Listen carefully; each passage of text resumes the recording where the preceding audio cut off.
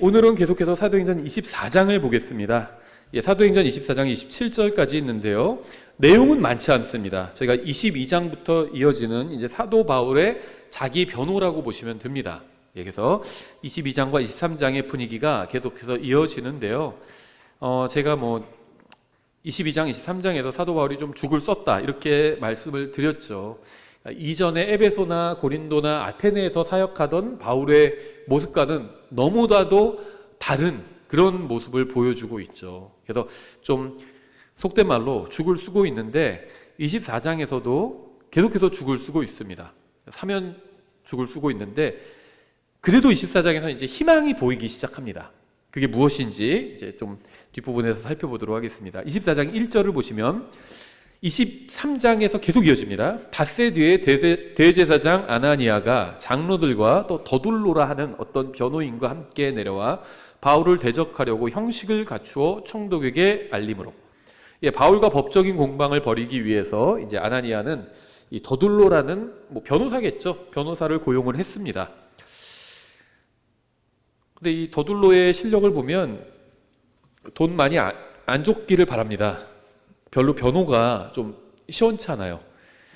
어쨌든지 간에 유대인들은 바울을 살해하려고 했지만 군인들의 보호를 받고 있는 바울을 살해하기가 어렵게 되었죠. 40명이 바울을 죽이려고 준비하고 있었는데 이 사람들은 전문 군인들은 아니었죠. 그냥 유대교에 열심히 있는, 그냥 교회에 열심히 다니는 그런 사람들 같은 사람들이죠. 근데 군인이 200명 이상이 무장한 군인들이 지키고 있으니까 더 이상 무력으로는 바울을 제거하기가 어려워졌습니다. 그래서 이제 법으로 제거해야겠다 이런 생각을 한 것이죠. 그래서 이제 법적인 공방을 통해서 이제 바울이 더 이상 복음을 전하지 못하게 하고 가능하면 사형까지도 언도시켜서 아예 제거해버리겠다 이런 야심찬 계획을 세웠겠죠.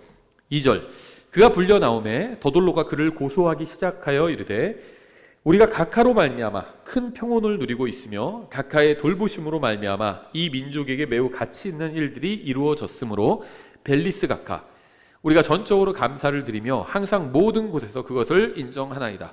그럼에도 불구하고 내가 각하께 더 누를 끼치지 아니하려 하오니 원하건대 우리의 몇 마디 말을 너그러이 들어주소서. 참 아첨 참 많이 하고 있죠.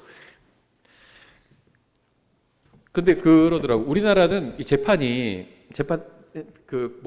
고소고발 당해보시고 재판 해보신 분은 아시겠지만 이게 영화에서 나오는 것처럼 변호사들이 나와서 막 멋지게 법정 공방을 하는 그런 시스템이 아니죠. 다 서면입니다. 실제 재판 저도 방청해 본 적이 있는데요. 무슨 말 하는지 들리지도 않아요. 판사도 웅얼웅얼거리고 변호사도 웅얼웅얼거리고 검사도 웅얼웅얼 다 하고 있어요. 근데 상관없는 게 어차피 서면으로 다 제출했어요. 근데 거기 보면 다 돼 있습니다. 그래서 서면을 잘 써서 내야 돼요. 글씨도 크게 14포인트 이렇게 하고요. 밑줄도 다 긋고 형광펜으로 판사 다 읽지도 않아요. 또 바쁘니까. 그러니까 다 보기 좋게 하고 그렇게 해서 내더라고요. 그럼 판사가 좀 그거 봐주죠. 말하는 거 잘 들어주지도 않아요. 근데 아주 괜찮은 판사들도 가끔씩 있더라고요. 그래가지고 잘 모르는 사람들은 영화에서 본 것처럼 판사님 하면서 존경하는 재판장님 막 그러는데 그런 말 안 해도 됩니다. 어떤 사람은 그런 말 안 하고 그냥 판사한테 아저씨라고 부르는 사람도 봤어요. 아저씨 저 억울해요 막 하는데 판사가 그런 거 상관 안 하더라고요. 괜찮은 판사. 뭐가 억울한데 한번 얘기해 보세요 그러더라고요. 그러니까 지금 대단히 지금 여기를 높여주고 있죠. 더둘로는 이 벨릭스를 아첨하는 말을 하고 있습니다. 더둘로는 부드러운 말과 아첨하는 말로 바울을 고소하기 시작했습니다. 성경은 사실을 왜곡하기 위한 아첨에 대해서 경고하고 있죠. 데살로니가 전서 2장 5절도 이렇게 말씀하고 있습니다. 너희가 아는 바와 같이 우리가 어떤 때에도 아첨하는 말들이나 탐욕의 탈을 사용하지 아니하였나니 하나님께서 증인이시니라. 여기서 말하는 우리는 이제 바울과 자기 사역자를 말하는 거겠죠. 디모데 같은 사역자가 두 가지를 피해야 되는 것 같아요. 탐욕도 피해야 되고요. 또 아첨도 피해야 합니다. 성도들에게 아첨하는 목사 본 적이 있어요. 여러분같이 뛰어난 성도들은 제가 어디서도 본 적이 없습니다. 이렇게 그거 아첨이죠. 그러니까 성도들을 너무 낮춰도 안 되겠지만 또 너무 높여도 안 되겠죠. 하나님의 말씀을 먹이는 일을 해야지 아첨하는 말은 그리스도인에게 합당하지 않습니다. 그냥 예는 예로, 아니오는 아니오로 이렇게 말하는 것이 가장 좋죠. 또 로마서 16장 18절 이렇게 말씀하고 있습니다. 그런 자들은 우리 주 예수 그리스도를 섬기지 아니하고 자기 배를 섬기며 좋은 말과 빼어난 말솜씨로 단순한 자들의 마음을 속이느니라.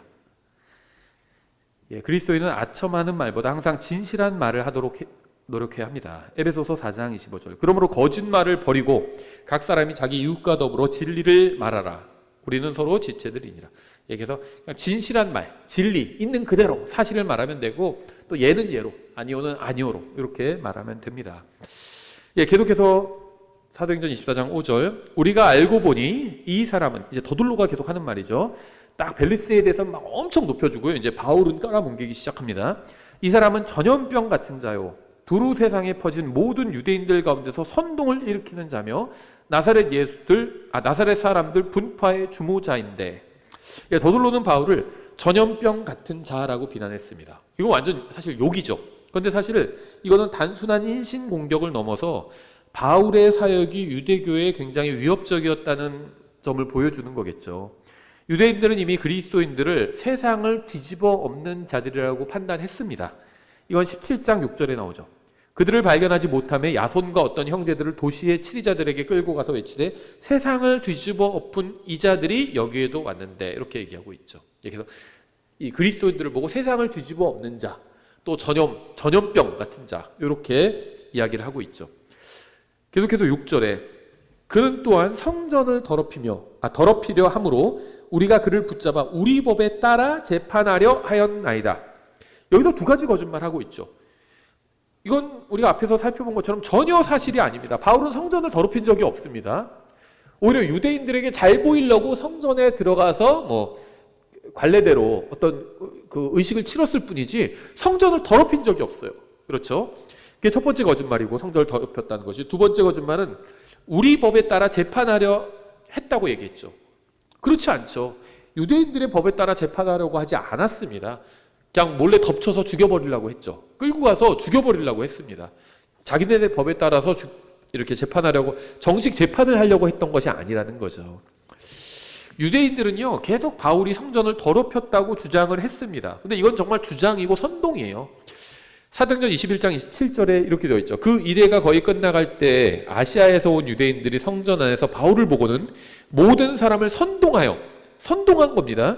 그에게 손을 대고 외치되 이스라엘 사람들아 도우라. 이 자는 모든 곳에서 백성과 율법과 이곳을 대적하여 모든 사람들을 가르치는 사람인데, 딱 이 말만 들어봐도 이 맛은 거짓이란 걸 알겠죠. 우리가 시험 볼 때도 사지선다 중에 모든이란 말 들어가면 그건 거짓말이죠. 모든, 항상, 그런 건 거의 없습니다. 그렇죠? 바울이 모든 사람을 어떻게 가르쳐요? 과장하고 있는 거죠. 모든 사람들을 가르치는 사람인데 더욱이 그가 그리스 사람들도 성전에 데리고 들어와 이 거룩한 곳을 더럽혔다 하니, 이는 그들이 전에 에베소 사람 드로피모가 바울과 함께 그 도시 안에 있음을 보고 바울이 그를 성전에 데리고 들어간 줄로 생각하였기 때문이더라. 그래서 사실 바울이 성전을 더럽혔다는 주장도 어떤 유대인들이 선동해서 했던 말이었죠. 그들은 자신들의 법에 따라 바울을 재판하려고 한다고 주장했지만 사실 바울을 제대로 재판하지도 않고 죽이려고 했습니다. 유대인들은 로마의 통치 아래에 있었기 때문에 재판을 해도 사형을 집행할 수가 없었습니다. 그래서 그들은 예수님도 죽이지 못하고 빌라도에게 끌고 가서 빌라도가 예수님께 사형을 언도하게 했죠. 자기들이 식민 통치를 받고 있기 때문에 어느 정도 그 종교적인 자치권을 인정받았지만 사형을 언도할 수는 없었어요. 이건 종교적인 자치권을 넘어서는 권한이었죠. 그래서 빌라도가 너희가 알아서 빌라도가 보니까 그냥 자기네 종교 문제로 싸우고 있었던 거죠. 예수님과 유대인들이. 그러니까 빌라도는 난 빠질 테니까 그냥 너희가 알아서 해라. 이단인 것 같으면 이단이라고 정죄를 하든지, 그 정도 차원에서 알아서 하라는 거죠. 근데 유대인들은 예수님을 죽이려고 했잖아요. 그냥 정죄하거나 이단이라고 하는 게 아니라 죽이려고 했습니다. 근데 자기들은 죽일 사법적 권한이 없었잖아요. 사실은요, 유대인들이 정말 신실하게 하나님의 말씀을 따랐다면, 그리고 예수님이 신성 모독을 했다고 판단했다면 예수님을 돌로 쳐서 죽였어야죠. 예수님이 신성 모독자라고 생각했잖아요, 유대인들은.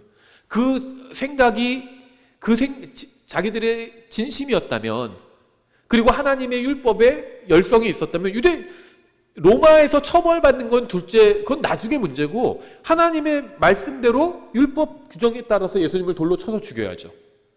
그런데 율법을 지킨다고 드러내고는 쉽고, 근데 실제 율법을 지켰다가 어떻게 돼요? 자기네가 처벌받을 수 있잖아요. 자기네는 사형을 집행할 권한이 없기 때문에. 그러니까 그거는 또 안 하고. 그러니까 유대인들은 사실은 모순이었던 거죠. 요한복음 18장 31절, 그때 빌라도가 그들에게 이르되 너희가 그를 데려다가 너희 법대로 그를 재판하라 하므로 유대인들이 빌라도에게 이르되 우리가 어떤 사람이든지 죽이는 것은 법에 어긋나나이다 하니. 예, 사형 집행을 할 수가 없었죠. 식민지였기 때문에. 똑같습니다. 그러니까 재판하려고 했다, 이거 거짓말이죠. 그냥 몰래 죽이려고 했던 겁니다. 그렇죠? 정식으로 재판하고 돌로 쳐서 죽이면 그거는 자기들도 로마 정권에게 해명을 해야 되고 책임을 져야 되잖아요. 근데 몰래 어디서 습격해서 죽이는 건 자기는 모른다고 발뺌하면 그만이었잖아요. 그래서 그렇게 하려고 했던 거죠. 7절, 그러나 총대장 루시아가 우리를 기습하여 큰 폭력으로 우리 손에서 그를 빼앗아 데리고 간 뒤 그의 고소인들에게 명령하여 가깝게 오라고 하였으니 각하께서 그를 신문하시면 우리가 그를 고소하는 이 모든 일에 관하여 친히 아실 수 있으리이다 하매 유대인들도 동의하며 이 일들이 그러하다고 말하니라. 예, 더둘로는 마치 유대인들은 평화로운 방법으로 바울을 재판하려고 했는데 이 총대장인 루시아가 갑자기 폭력을 행사하면서 일방적으로 바울을 편든 것처럼 주장하지만 이것도 전혀 사실이 아니죠. 루시아가 큰 폭력으로 우리를 어떻게, 이거 거짓말이죠. 자기들이 큰 폭력을 썼잖아요. 그렇죠.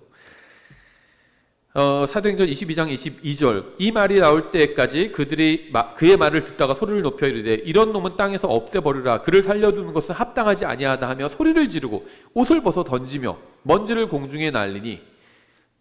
지난번에도 말씀드렸지만 전 이 구절 읽을 때마다 훌리건들 생각나요. 영국 축구 훌리건들. 자기네 그 팀이 지면은 막 버스 위에 올라가지고 막 불 지르고 막 우통 벗고 막 불 지르고 막 소리 지르고 난리치잖아요. 총대장이 그를 성체 안으로 데려가라고 명령한 뒤 그들이 무슨 까닭으로 그를 대적하여 그렇게 소리 지르는지 알기 위해 채찍질로 그를 신문하라고 명하니라. 예, 사실과는 전혀 다른 이야기를 하고 있습니다. 지금 더둘로가. 예, 유대인들은 사도들이 복음을 전하는 것을 방해하기 위해서 소요를 일으키는 장면이 이 사도행전에 종종 나옵니다. 17장 5절에도 나오죠. 그러나 믿지 아니하는 유대인들은 시기심에 동요되어 어떤 천박한 불량배들을 데려다가 무리를 줘. 이 불량배들 그냥 데리고 온 게 아니에요. 돈 주고 다 데리고 왔겠죠. 이거 우리나라 옛날 정치 현대사 보면 역사에도 나오잖아요. 막 깡패들 동원해가지고 막 불량배들 동원하고 깡패 동원해서 막 상대방 정당인데 막 상대편 린치를 가하고, 그래서 한때 막 무균질 인간이라고 우유 광고까지 찍으시던 분도 뒤로는 깡패를 동원했나요? 뭘 동원했나요? 해서 나중에는 이렇게 사라지셨잖아요. 이 정치판에서. 그분만 그랬겠어요. 많이 그런 일들이 있었죠. 여기 유대인들 똑같은 짓을 하고 있습니다. 유대인들은 시기심에 동요되어 어떤 천박한 불량배들을 데려다가 무리를 지어 온 도시를 소란하게 하고 야손의 집을 습격하여 그들을 백성에게 끌어내려 하였어요. 소요는 자기들이 일으켰어요. 계속 소요를 일으키고 있죠. 또 19장 32절, 그러므로 어떤 사람들은 이것을 외치고 어떤 사람들은 저것을 외치니. 집회 나가보면요, 사람들이 다 모르는 경우도 많아요. 왜 모였는지도 모르고 그냥 즐기는 겁니다, 집회를. 이는 모인 군중이 혼란에 빠져 그들의 태반이 무슨 까닭으로 자기들이 함께 왔는지 알지 못하였기 때문이더라. 유대인들이 알렉산더를 앞으로 내어밀므로 그들이 무리 가운데서 그를 끄집어내니 알렉산더가 손짓하며 백성에게 자신을 변호하려 하였으나 그가 유대인인 것을 그들이 알고 모두가 한 목소리로 2시간쯤 소리지르 이르되 위대하시도다 에베소의 사람들의 다이에나여 하더라. 2시간 동안 이거 한 겁니다. 위대하시도다 에베소 사람들의 다이에나여, 이거 외친 거예요. 모르겠어요. 현대 집회와도 별로 다르지 않다고 생각합니다. 그리스도인들은요, 무리를 지어서 소요를 일으키는 사람들이 아닙니다. 지난번에도 말씀드렸지만요, 지금도 집회 하는지 모르겠어요. 저는 보수 집회, 무슨 진보 집회, 교회는 어디에도 참석하지 않아요. 개인은 참석할 수 있습니다. 그리스도인이 교회의 이름으로는 참석하지 않습니다. 왜냐면요, 보수적인 집회 쪽에 가보면 이단들이 다 있어요. 신천지, 통일교 다 같이 연합해서 집회하고 있잖아요. 보수 기독교랑. 진보 쪽에 가보면요, 거기는 카톨릭, 그 다음에 동성연애자들, 그런 사람이랑 또 연합해서 막 집회하고 있어요. 왜 교회가, 그리스도인이 신천지나 통일교 같은 이단들과 왜 같이 집회를 합니까? 합세해서 막 다 같이 팀을 이뤄서 왜 데모를 하고 있습니까? 아니면 또 반대로 왜 카톨릭이나 동성연애자들 같은 사람들과 왜 같이 힘을 합해서 왜 데모합니까? 그런 거 하지 않습니다, 그리스도인들은. 소요를 일으키는 사람들이 아니에요, 그리스도인들은. 우리는 그리스도의 대사로서 개인적으로 복음을 전하는 일을 할 뿐입니다. 무리를 지어서 소요를 일으키는 것은 어떤 경우라도 교회와 그리스도인에게 합당하지 않습니다. 위에 있는 권세에게 복종하라고 했잖아요. 보수적인 정권이 들어서면 막 보수적인 분들은 그 말씀을 꺼내요. 위에 있는 권세에 복종하라고 그랬다. 진보들 집회하지 말아라. 진보적인 정권이 들어서면 또 진보 지지하는 분들이 그래요. 위에 있는 권세인데 복종하라고 그랬다. 복종하라고 그랬다. 그러니까 보수적인 분들도 집회하지 말아라. 서로 그래요, 서로. 예. 그 말씀에 순종해야죠. 어떠한 경우라도 정부에 대항해서 싸우는 건 하나님의 뜻은 아닙니다. 정권이 누가 정권을 잡던 건 상관없어요. 정권이 잡는다고 해서 누가 정권을 잡느냐에 따라 진리가 바뀌는 게 아니잖아요. 진리는 항상 진리입니다.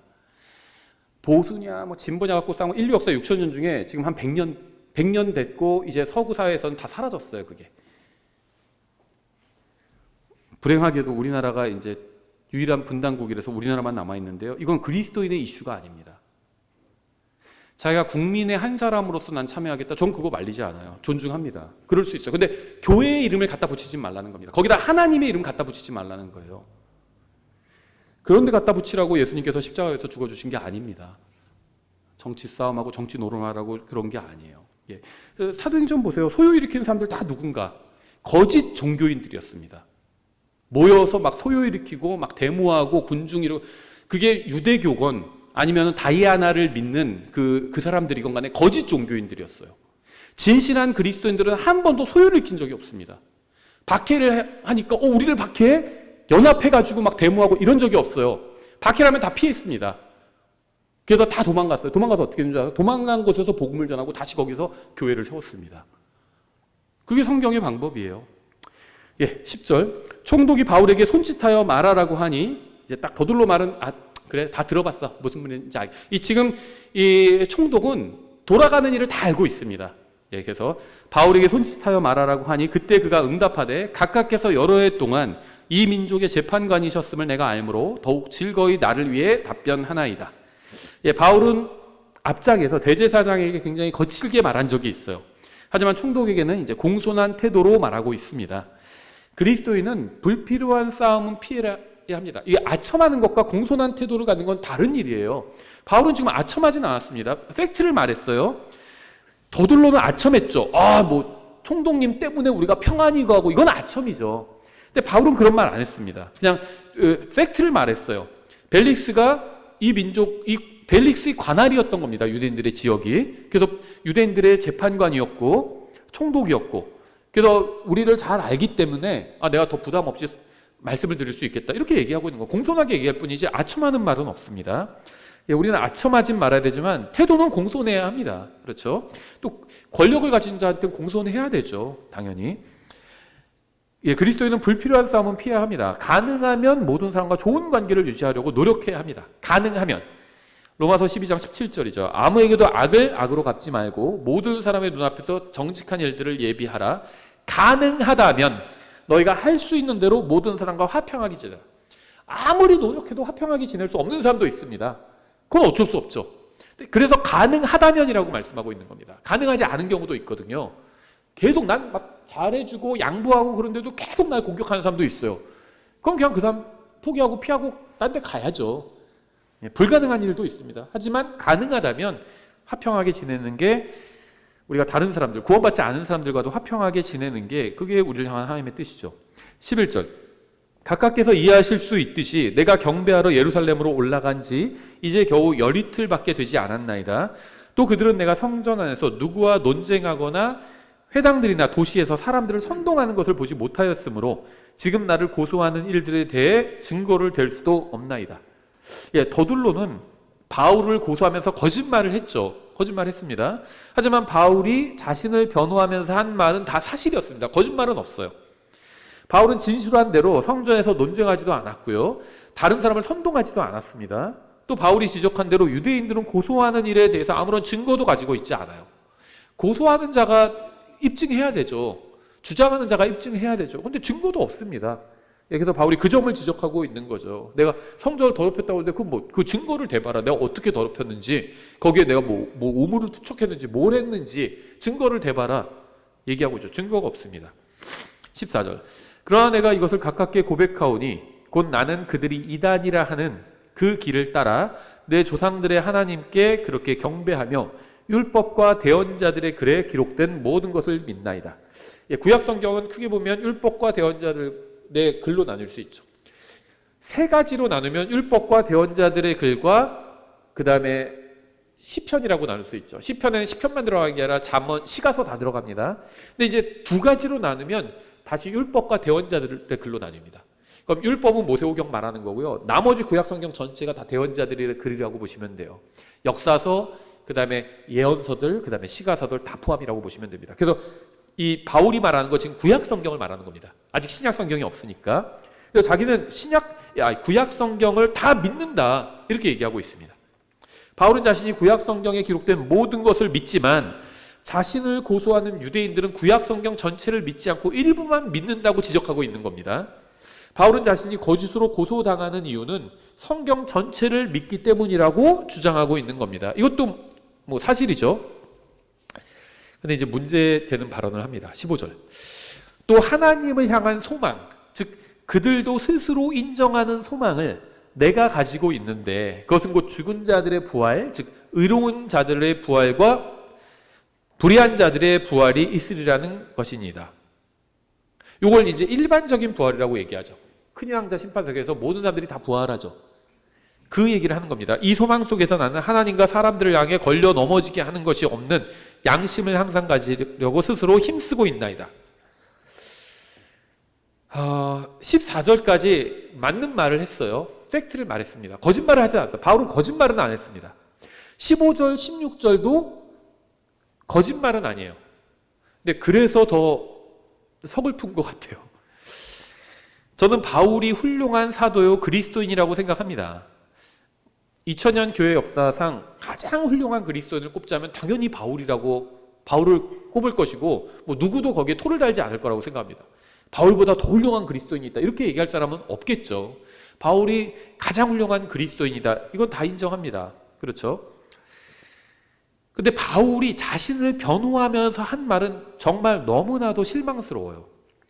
바울은 예수 그리스도의 부활에 관해서는 아무 말도 하지 않았습니다. 그렇죠. 그는 그저 의로운 자들과 불의한 자들의 부활에 관해서만 말했습니다. 이건 유대인들도 믿는 거죠. 유대인들은 지금 예수님의 부활을 안 믿죠. 근데 예수님의 부활이 복음의 핵심입니다. 이걸 믿어야 구원받을 수 있는데 유대인들은 일반적인 부활은 믿지만 의인과 악인의 일반적인 부활은 믿지만 예수님의 부활은 안 믿었습니다. 그렇죠. 그러니까 죽은 자들의 부활은 믿어요. 유대인들이. 근데 죽은 자들로부터의 부활은 안 믿는 겁니다. 불의한 자와 의로운 자는 마지막 때 다 부활할 겁니다. 이게 죽은 자들의 부활이죠. 예수님께서 부활하신 건 죽은 자들의 부활이 아니라 죽은 자들로부터의 부활입니다. 아무도 부활하지 않았는데 혼자 부활하셨잖아요. 그걸 믿어야 되거든요. 근데 그 얘기는 하지도 않아요. 그러니까 유대인들이 믿는 거 얘기하고 있습니다. 유대인들이 믿는 거. 그렇죠. 바울은 그저 의로운 자들과 불의한 자들의 부활에 관해서만 말하고 있어요. 벨릭스 앞에서 바울은 마치 정치인처럼 말하고 있는 겁니다. 정치인처럼. 그렇죠. 어떤 교회 다니는 정치인이요. 뭐 제가 누굴 특정하는 게 아니라 그냥 일반적으로도 교회 다니는 정치인도요. 선거 때 되면 교회도 가고 절에도 갑니다. 스님들한테 다 인사하고요. 불교 훌륭하다 그러고요. 그런 얘기 합니다. 왜 그럴까요? 표를 얻기 위해서 그렇게 하는 거죠. 이해를 하죠. 이해는 하지만 그리스도인답지는 않다 이런 생각이 들죠. 그래서 한 10여 년 전인데 영국에 유력한 정치인이 있었어요. 유력한 총리 후보였고, 근데 그 사람은 성경을 믿는 그리스도인이었습니다. 그래서 자기가 정치를 그만둬요. 근데 그 이유가 자기가 예수님을 믿는 것과 하나님의 말씀을 믿는 것과 정치인이란 직업을 갖는 걸 동시에 할 수가 없기 때문에 자기가 정치인을 그만두겠다, 이렇게 공식적으로 기자회견까지 했습니다. 아마 챗GPT에 물어보시면 이거 이름 나올 거예요. 다 요즘 이런 거 잘 알려주더라고요. 저는 정치인 중엔 구원받는 사람이 없다 이렇게 생각하지는 않습니다. 구원받는 사람이 있겠죠. 그런데 정치를 하면서, 그러니까 국회의원이나 뭐 이런 정치인이 되면서 진실한 그리스도인이 되기는 어렵다고 생각합니다. 선거에 나오면 어떻게 해야 돼요? 유세할 때도 자기 잘났다는 얘기 해야 되잖아요. 저 사람보다 내가 훨씬 뛰어나다 얘기했는데 그 성경의 정신과 반대되죠. 다른 사람을 나보다 낮게 여겨야 되잖아야 더 좋은 사람을 여겨야 되는데 정치인들은 유세에서 반대예요. 자기가 잘났다고 얘기하잖아요. 저 사람 얼마나 비리 많고 나쁜 사람인지 막 다 까발리고 자기는 얼마나 훌륭한지 막 과장해서 얘기하고 그러잖아요. 뭐 이거 진보 보수할 것 없이 모든 정치인이 다 그럽니다. 그렇죠? 그렇게 해야 뽑아주니까. 전 쓰레기 같은 자고요, 뭐 죄인 중에 죄인이고 이러면 누가 뽑아줘요? 다 자기 잘났다는 얘기를 해야 돼요. 그러면서 어떻게 진실한 그리스도인이 될 수 있을까요? 저는 거의 불가능하다고 생각합니다. 그러니까 정치인 중에도 구원받는 사람이 있겠지만 내가 정말 성경대로 믿으면서 정치판에 발을 들이는 건 저는 아주 대단히 어렵다고 생각합니다. 어느 정도로 어렵냐? 낙타가 바늘귀로 들어가는 것, 그 정도로 어렵다고 생각을 합니다. 그래서 정치인들 하는 말을 그렇게 무게를 두지 않습니다. 저는 하나님의 말씀만 무게를 두지 사람 하는 말, 특히 정치인들 하는 말은요 크게 신경 쓸 게 아니라고 봐요. 근데 거기에 너무 희망 두는 분들이 있어요. 그 정치인에게 모든 걸 걸고 막 그분만이 우리의 빛이고, 오전에 설교한 것처럼요 헛된 것을 붙잡고 있는 겁니다.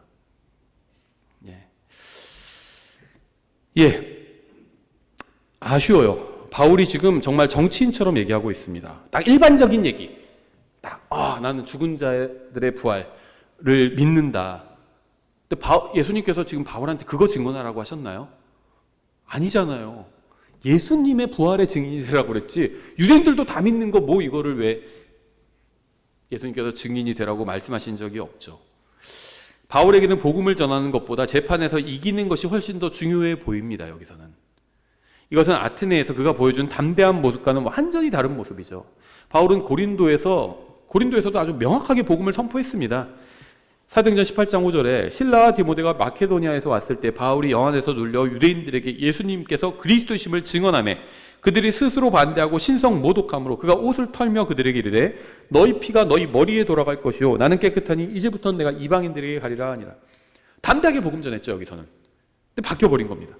만약 바울이 예루살렘에서 자신을 변호하듯이 빌립보에서 복음을 전했다면 빌립보 간수와 그의 가족은 지금 구원받지 못하고 지옥에 있을 겁니다. 빌립보에서 복음 전했던 걸 한번 생각해 보세요. 그 간수에게, 그 가족에게. 이런 식으로 지금 벨릭스 앞에서 얘기하는 것처럼 빌립보 간수에게 얘기했다면 빌립보 간수는 구원받지 못하고 지옥에 있을 겁니다.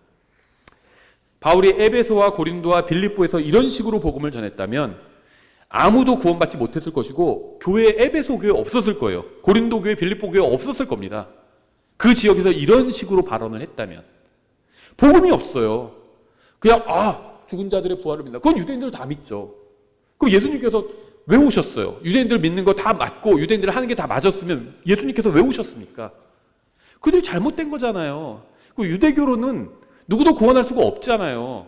그러니까 죽은 자의 부활을 믿는 거로는 누구도 구원받을 수가 없어요. 그래서 예수님께서 십자가에서 죽어주신 거잖아요. 우리 모든 죄값을 치러주시고 그 3일 만에 부활하셨잖아요. 그리고 승천하셔서 하나님 아버지의 오른편에 앉아 계시고 나중엔 오셔서 세상을 의로 심판하실 거잖아요. 이런 얘기를 해야죠. 누구나 다 믿는 얘기, 그냥 그런 얘기 하면은 누가 구원을 받고 무슨 교회가 세워지겠어요? 복음을 전하지 않는 겁니다. 바울이 여기서는. 바울은 벨릭스 앞에서 자신을 변호하면서 일반적인 부활에 관해서만 얘기했습니다. 예수님의 십자가 대속이나 부활이나 승천에 관해서는 아무 말도 하지 않았어요.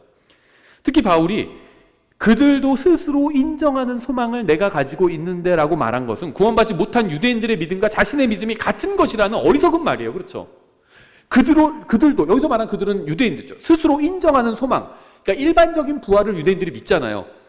그걸 나도 가지고 있다. 그러니까 그 사람들이 믿는 거랑 내가 믿는 거랑 똑같다. 이 얘기를 하고 있는 겁니다.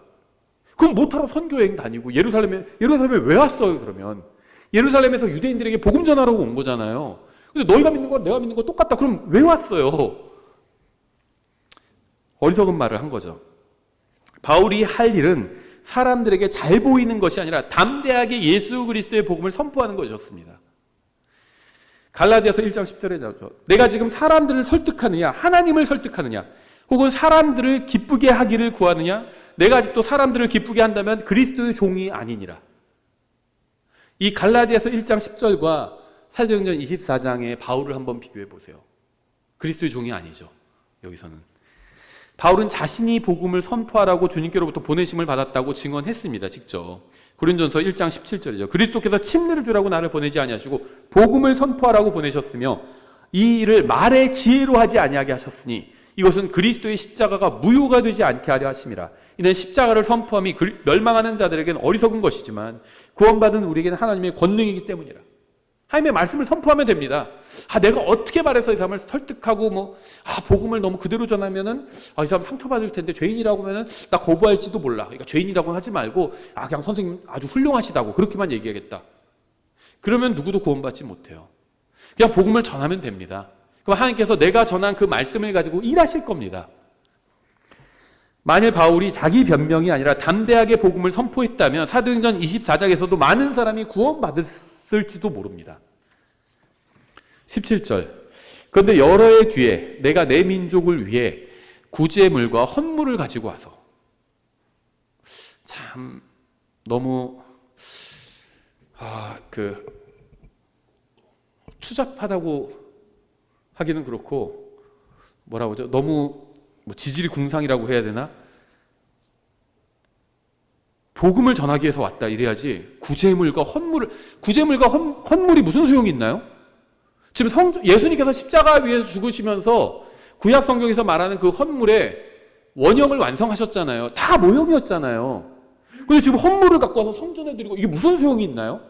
그러니까 유대인들 듣기 좋은 말만 하고 있는 겁니다. 나도 너희들처럼 부활을 다 믿고 너희들 믿는 거랑 나랑 믿는 거랑 똑같아. 그럼 봐봐, 나도 지금 헌물 갖고 와서 성전에서 바치자. 이 얘기를 하고 있는 겁니다. 비굴하죠, 너무. 바울은 계속 유대인들과 벨릭스의 눈치를 보면서 자신에 관해서 변명하고 있어요. 예수님에 관해서 얘기하는 게 아니라 자기에 대해서 변명하고 있습니다. 만약 바울이 한 일이 정말 자기 민족인 유대인들을 위해서 구제물과 헌물을 가지고 와서 성전에서 드린 것이었다면 바울은 길을 한참 벗어난 것입니다. 나는 길이요 진리요 생명이라고 말씀하시는 예수님의 길을 벗어난 거예요. 예수님이 무슨 성전에 가서 헌물 드리라고 하셨나요, 바울에게? 그러려고 바울을 부르셨나요? 아니잖아요. 그런데 지금 복음을 전해야 될 사람 앞에서 내가 헌물을 갖고 와서 성전에서 아주 잘 드리고 이런 얘기를 하고 있는 겁니다. 18절. 드릴 때에 내가 무리와 함께 있지도 아니하고 소동을 일으키지도 아니한 채 성전에서 정결하게 된 것을 아시아의 성전에서 자기가 정결하게 됐대요. 그래서 제가 사면죽을 쓴 것이다, 바울이 이렇게 얘기를 드린 겁니다. 헌물을 드려서 바울이 정결하게 됐나요? 성전에 가야만 정결하게 되나요, 바울이? 예수님의 피로 정결하게 된 거 아닌가요? 헛소리 오브 헛소리죠. 이건 완전히 헛소리입니다. 성전에서 정결하게 된 것을 아시아에서 온 어떤 유대인들이 알게 되었나이다. 뭘 알아요? 뭘 성전에서 정결하게 되고. 그들이 만일 나를 대적할 만한 무슨 일이 있다면 여기 각하 앞에 와서 항의해야만 하리이다. 아니면 내가 공회 앞에 서 있을 때 여기 있는 바로 이 사람들이 내게서 무슨 악한 소행을 보았는지 말하게 하소서. 내가 그들 가운데 서서 외치기를 이날 내가 너희로 인해 불려나와 죽은 자들의 부활에 관한 신문을 받노라 한 이 목소리 외에는 없나이다 하니라. 너무 비굴하죠. 자기가 복음 전하지 않았다는 사실을 지금 시인하고 있습니다. 나는 그냥 죽은 자의 부활을 믿고 그 얘기했는데 이렇게 됐다. 이 얘기하고 있어요. 복음 전하지 않은 겁니다. 바울이 말한 것은 모두 다 사실이었습니다. 그래서 더 실망스럽죠. 생각해 보세요. 아주 훌륭한 목사님, 복음도 잘 전하고 너무 신실한 목사님을 초대해 와서 집에 초대해 와가지고 우리 가족에게 복음을 전해주세요 해서 초대했는데 그 목사님이 지금처럼만 사시면 됩니다. 자기 신념 갖고 살면 되죠. 모든 종교는 똑같습니다. 이런 말 하면 어떨까요? 너무 실망스럽겠죠. 예, 지금 성경을 읽는 독자들의 마음이 그러려고 생각합니다. 바울이 막 담대하게 복음을 선포하면서 얘기를 해야죠. 스데반 생각해 보세요. 사도행전 7장에서 스데반이 한 설교. 유대인들 앞에서 너희가 항상 성령님을 거역하여 또 설교했잖아요. 담대하게 해야죠. 이게 뭐예요? 죽은 자들의 부활에 관해서 내가 신문을 받는다고 이 말밖에 내가 한 말이 없다. 얼마나 비겁해요. 바울은 22장부터 24장까지 예수 그리스도의 십자가 대속과 부활에 관한 복음은 전한 적이 없어요. 22장부터 24장까지 복음이 안 나옵니다. 아예. 그는 계속 유대인들 앞에서 변명하면서 죽은 자들의 부활에 관해서만 말했습니다. 죽은 자들의 부활은 모든 사람이 부활하는 일반적인 부활을 의미하죠. 이것만으로는 복음이 될 수 없습니다. 예수님의 십자가 대속이 빠진 설교는 결코 복음이 아니에요. 바울은 벨릭스 앞에서 거짓말을 하지 않았지만 성령님께서 원하시는 것은 그것이 아니었습니다. 성령님께서는 단순히 우리가 거짓말을 하지 않는 좋은 사람이 되는 것으로 만족하기를 원하지 않으십니다. 어디 가서 거짓말하지 않고 정직하게 살고 남한테 피해 주지 않고 이렇게만 살면 되지 뭐 이렇게 생각하시면 안 돼요. 그건 하나님께서 원하시는 게 아닙니다. 그건 당연하죠. 다른 사람한테 피해를 주지 말아야죠. 거짓말하지 말아야죠. 그건 당연하죠. 그걸 넘어서서 의의 도구로 자신을 내어드려야죠. 그냥 사람들 사이에 괜찮은 사람이라고 평가받는 거 그걸로 만족하지 말고 하나님의 사람이 돼야죠. 복음을 전해야죠. 예수 그리스도의 대사로서 복음을 전해야죠. 로마서 6장 13절이죠. 너희 지체들을 불의의 도구로 저에게 내주지 말며 오히려 너희 자신을 죽은 자들로부터 살아난 자들로서 하나님께 드리고 너희 지체들을 의의 도구로 하나님께 드리라. 그냥 좋은 사람으로 만족하지 말고 자기를 하나님께 내어드려야죠. 그래서 하나님께서 쓰실 수 있게 해야죠. 복음을 전하고 하나님의 말씀을 선포해야 하나님께서 그 말씀을 가지고 일하실 거 아니에요. 바울은 벨릭스 앞에서 복음을 전하지 않고 오직 자신에 대해서만 변론하기만 했습니다. 쭉 내용이 여태까지 다 자기 얘기예요. 예수님 얘기는 하나도 없어. 다 자기 얘기입니다. 내가 이걸 했고 나도 사실 그 사람들이랑 별로 다르지 않고 믿는 것도 똑같고 나 나쁜 짓 하지 않았고 내가 성전에 가서 내가 정결하게 됐고 다 자기 얘기였어요. 거기서 바울은 그리스도를 위해 살지 않고 오직 자신을 위해서만 산 것입니다. 사도행전 22장, 23장, 24장에선 바울이 자기를 위해서만 살았습니다. 그 전에는 예수님을 위해서 살았어요. 에베소에서 마르스 언덕에서 고린도에서 예수님을 위해서 살았습니다. 빌립보에서 예수님을 위해서 살았어요. 근데 여기서는 이제 자기를 위해서 살고 있습니다. 우리는 어떤 상황에서도 복음을 전할 수 있도록 준비해야 합니다. 말씀을 선포하라. 때가 맞든지 맞지 않든지 길급히 하라. 모든 오래 참음과 교리로 책망하고 꾸짖고 권면하라. 여기서도 그랬어야죠. 사람들 앞에서 복음을 전했어야죠. 물론 바울은 유대인들의 위협으로 인해서 어려운 상황이었겠죠. 하지만 그는 이런 일이 일어나리라는 경고를 이미 받은 상태였고 자신은 주님을 위해서 죽을 각오가 되어 있다고 고백한 바도 있었잖아요. 그러니까 바울이 어쩌다가 지금 위기에 처한 게 아니라 이미 21장에서 경고를 받았잖아요. 예루살렘에 가면 너 위험해질 거다. 가지 말아라. 아시아로 가서 복음을 전해라. 이런 경고를 받았잖아요. 그러니까 바울이 뭐라고 그랬어요?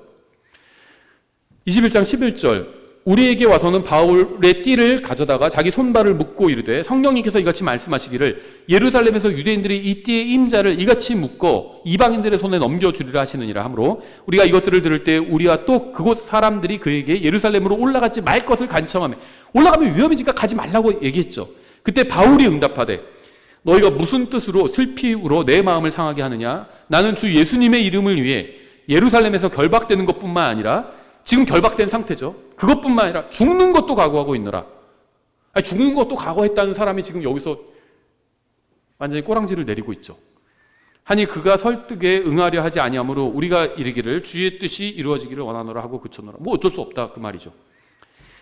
22절 벨릭스가 이것들을 듣고는 그 길에 대해 더 완전히 알고 있었으므로 그들에 대한 신문을 연기하여 이르되 총대장 루시아가 내려오거든 내가 너희 일을 최대한 알아보리라 한 뒤 벨릭스는 바울과 더둘로가 진술한 것 외에 다른 일이 분명히 더 있을 것이라고 판단했을 겁니다.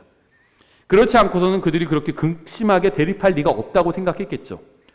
바울도 부활을 믿고 유대인들도 부활을 믿는데 같은 걸 믿는 사람들끼리 다툴 이유가 없기 때문에 분명히 다른 일이 있었을 것이라고 생각을 했겠죠.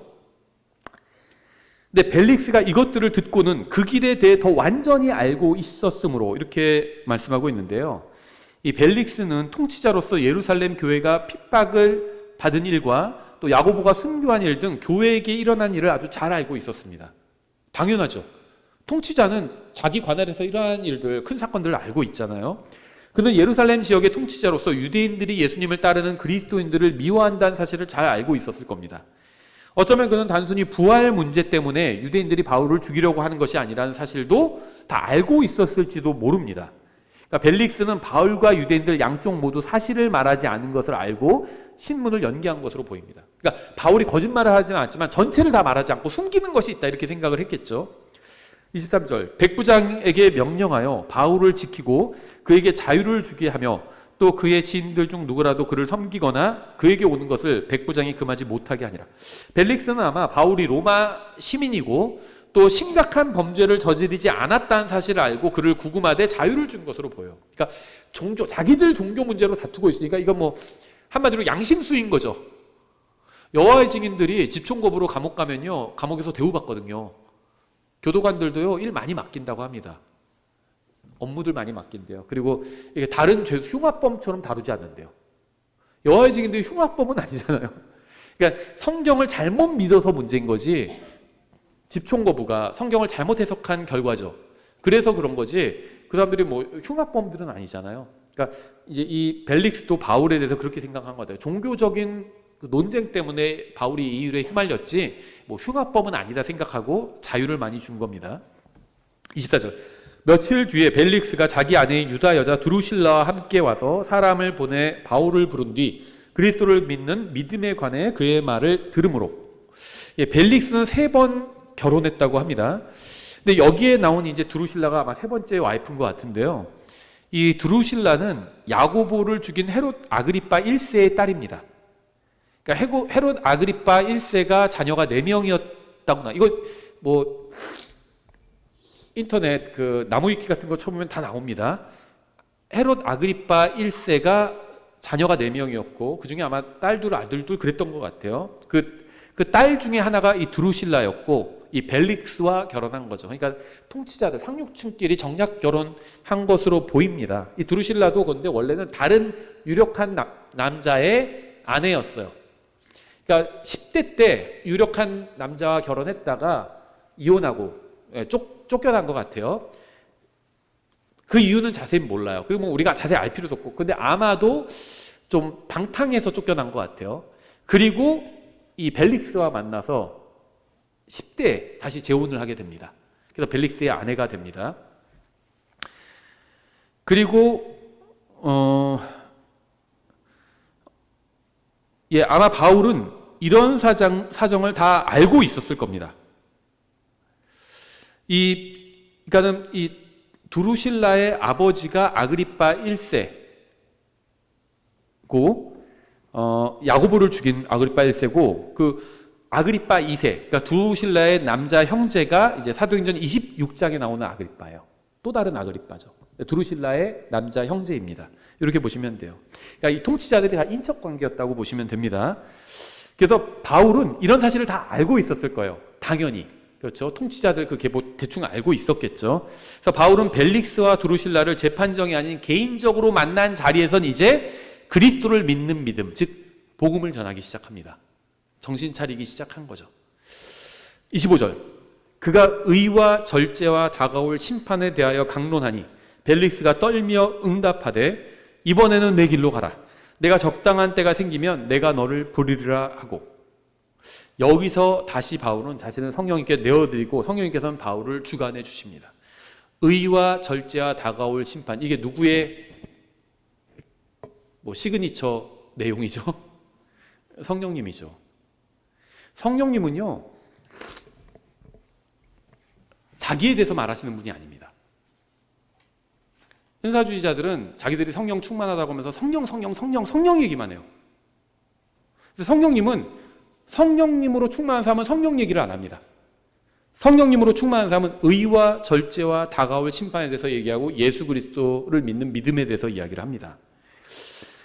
예, 성령님께서는 의와 절제와 심판에 대해서 세상을 꾸짖으시는 분이시죠. 요한복음 16장 7절에 나오죠. 그럼에도 불구하고 내가 너희에게 진실을 말하노니 내가 떠나가는 것이 너희에게 유익하니라. 내가 떠나가지 아니하면 위로자께서 너희에게 오지 아니하시리라. 그러나 내가 떠나면 내가 그분을 너희에게 보내리니 그분께서 오셔서 죄에 대하여 의에 대하여 심판에 대하여 세상을 꾸짖으시리라. 죄에 대하여라 함은 그들이 나를 믿지 아니하기 때문이요 의에 대하여라 함은 내가 내 아버지께로 가므로 너희가 더 이상 나를 보지 못하기 때문이요 심판에 대하여라 함은 이 세상의 통치자가 심판을 받았기 때문이라. 예, 그래서 성령님께서 다시 바울을 쓰시고 바울도 이제 성령님의 도구로 자신을 내어드리기 시작합니다. 벨릭스가 떨며 응답하되, 바울은 벨릭스와 두루실라가 의롭지 못하고 절제하지 못하고 죄를 지었음을 지적했을 겁니다. 그리고 그들의 죄로 인해서 그들은 하나님의 심판을 받아야 함을 경고하고 또 영원한 형벌을 피하기 위해서 그리스도를 믿는 믿음을 가져야 한다고 복음을 전했을 겁니다. 그 결과 벨릭스는 떨면서 주님을 두려워하게 되었습니다. 그런데 아직까지는 상태가 그 헤롯 정도의 상태였던 것 같아요. 침례자 요한이 하나님의 말씀으로 막 경고하면 떨었잖아요. 그 두렵고 하나님의 말씀으로 받았잖아요. 근데 진정으로 회개하고 믿지는 않았죠. 그 정도인 상태인 것 같아요. 벨릭스도. 바울이 22장에서부터 24장에 이르기까지 자신을 변호하기만 했을 때에는 그의 말을 들은 사람 중 누구도 구원받지 못했고 하나님을 두려워하지도 않았습니다. 하지만 그가 다시 의와 절제와 심판과 그리스도를 믿는 믿음에 관해서, 즉 복음을 선포하자 그의 말을 들은 사람이 하나님을 두려워하기 시작했습니다. 누군가 하나님을 두려워하게 되고 구원받고 변화받는 이유는 전하는 사람의 언변이나 경험이나 성경 지식 때문이 아니라 성령님의 권능 때문입니다. 성령님께서 일하시면 사람이 구원받는 일이 일어납니다. 성령님께서 일하지 않으시면 아무리 뛰어난 전도자가 있어도 아무도 구원받는 일이 일어나지 않습니다. 바울은 뛰어난 전도자였잖아요. 교회도 많이 세웠잖아요. 그런데 22장부터 지금 24장 24절 전까지는 아무도 구원받지 않았어요.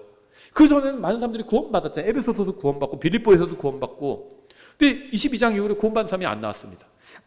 왜냐하면 자기 얘기만 했거든요. 바울이 계속. 그러다가 그리스도를 믿는 믿음, 예수님을 믿는 믿음, 의와 절제와 다가올 심판에 대해서 말씀을 전하자 이제는 반응하는 사람이 나오기 시작한 거죠. 하나님을 두려워하는 사람이 나오기 시작한 겁니다.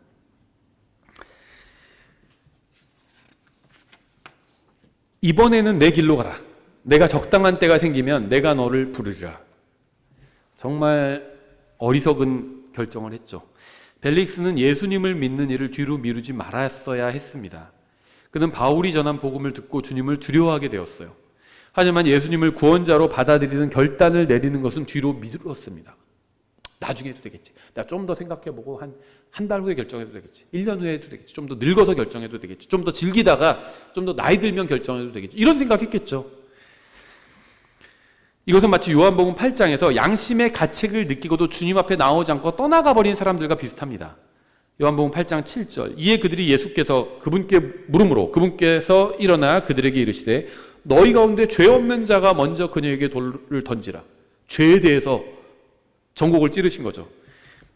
하시고는 다시 몸을 구부리시고 땅바닥에 쓰시니라. 그들이 그것을 듣고 양심의 가책을 받아 나이가 가장 많은 자로부터 시작하여, 나이가 많은 사람이 죄도 많이 졌겠죠.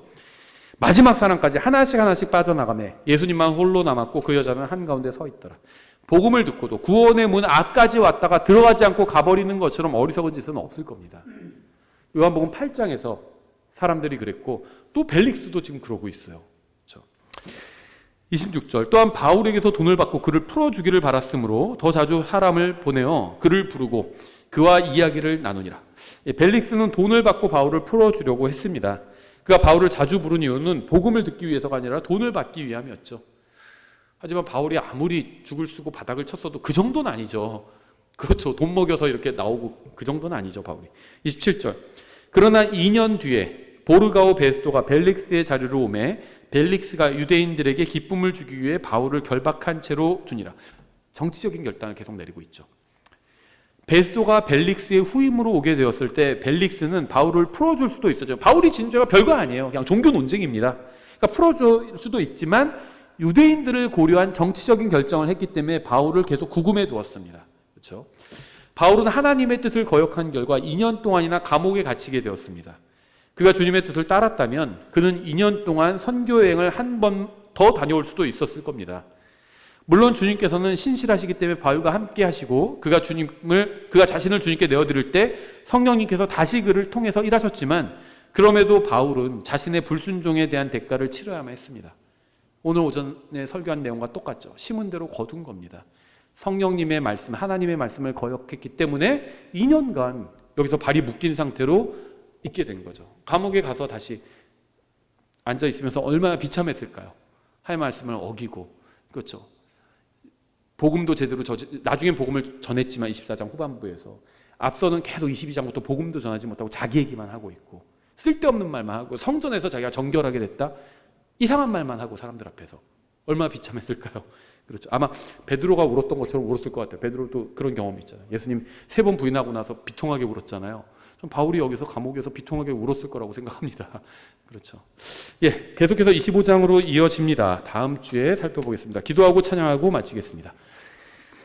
하나님 아버지, 주님께서 주신 말씀으로 인해 감사드립니다. 저희가 정말 어떤 상황에서도 정말 주님께서 원하시는 삶 살 수 있도록 도와주시고, 또 필요한 사람들에게 복음을 전할 수 있도록 주님 도와주시기 원합니다. 저희가 저희의 지혜나 경험을 따르지 않고 항상 주님의 말씀을 따라 살기 원합니다. 하지만 저희는 너무나도 연약합니다. 주님께서 저희를 도와주시고 주님께서 저희를 주님의 능력으로 채워주시기 원합니다. 감사드리며 예수님의 이름으로 기도드렸습니다. 아멘.